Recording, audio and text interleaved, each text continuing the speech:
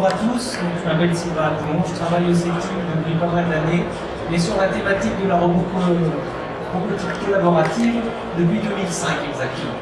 Donc ça m'a permis de voir beaucoup de choses, la manière dont on peut l'intégrer dans l'entreprise, les difficultés. Deux fois l'ange de la sagesse. Il est doublement ça.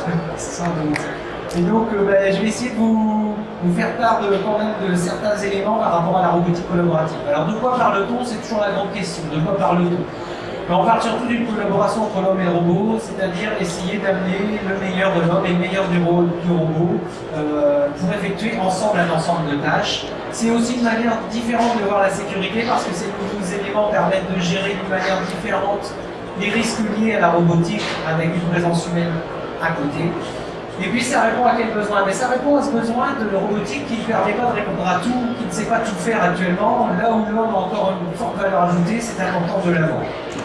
Donc, dans une bonne démarche de robotique collaborative, il est essentiel de coupler le besoin industriel et la sécurité en même temps. La robotique collaborative s'orchestre autour de différents cas qui vont de la collaboration directe, la personne, l'opérateur et le robot dans la même zone d'interaction en même temps, la collaboration indirecte, ils ne sont pas en même temps au même endroit.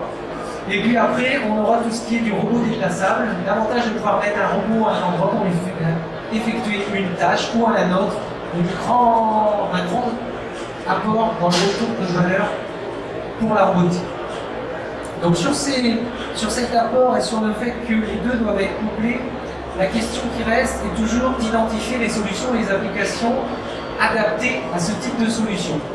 Quels enjeux, quels gains, sur quelle collaboration doit-on tabler? Pour ça, il faut partir vraiment du besoin, partir de ce qu'on peut faire actuellement, des outils de ces fameux robots collaboratifs et de ce qu'ils offrent, ou des systèmes d'assistance aux gestes collaboratifs aussi, pour pouvoir finalement avoir une solution parfaitement adaptée. Il faut coupler les deux.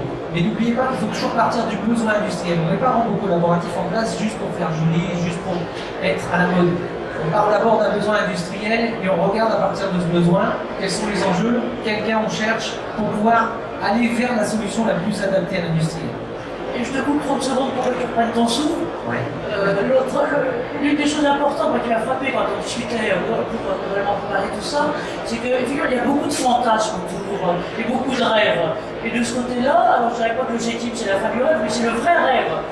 C'est ce qui permet véritablement de concrétiser les choses et la démarche préalable qui permet d'ajuster, de bien identifier les situations, de bien identifier les besoins, c'est un de leurs grands points forts. Je crois que c'est vraiment de réinsister là-dessus, mais c'est vraiment l'un des grands apports.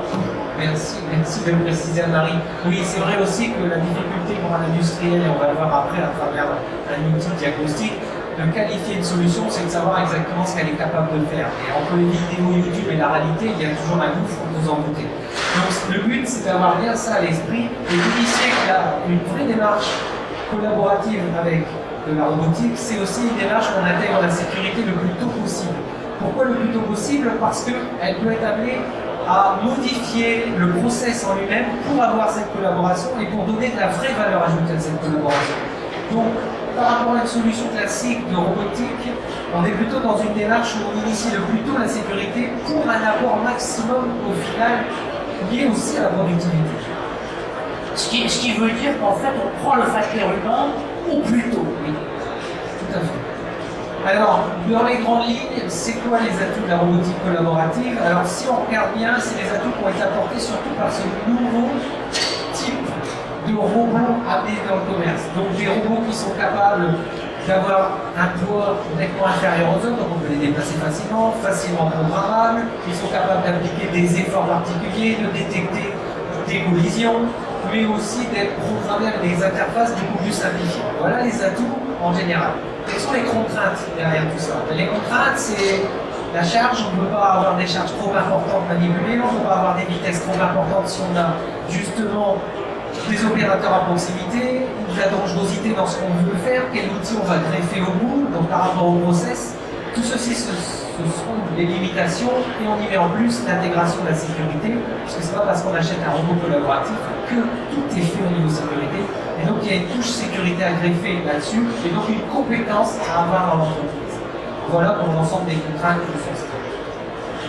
Merci à toi. Et une chose qui est aussi frappante, c'est que, bien sûr, le CETIM a une modélisation de cet ensemble et de l'ensemble des processus qui sont là, mais c'est surtout un processus interactif, et un processus interactif avec un interlocuteur, une entreprise, et qui va selon, encore une fois, à la fois sa situation et puis ses besoins, et ensemble pouvoir définir la suite. Alors, ce qu'on a choisi finalement de faire, c'était là de vous présenter finalement je ne vais pas dire le cas, parce que c'est pas gentil que vous traitez de cas, c'est pas un cas, voilà. C'est de vous présenter, de faire les choses avec Romain Gauthier, donc qui est responsable performance industrielle du groupe, parce que Fermant, il veut dire les choses, je suis sûr que vous savez ce que c'est, parce que vous êtes tous allés, pardon, je veux dire les choses, dans des endroits un peu chicots, sur des terrasses à l'extérieur, sur lesquelles il y a un mobilier et un mobilier d'extérieur qui est globalement tout à fait top. Je dois dire qu'à Paris,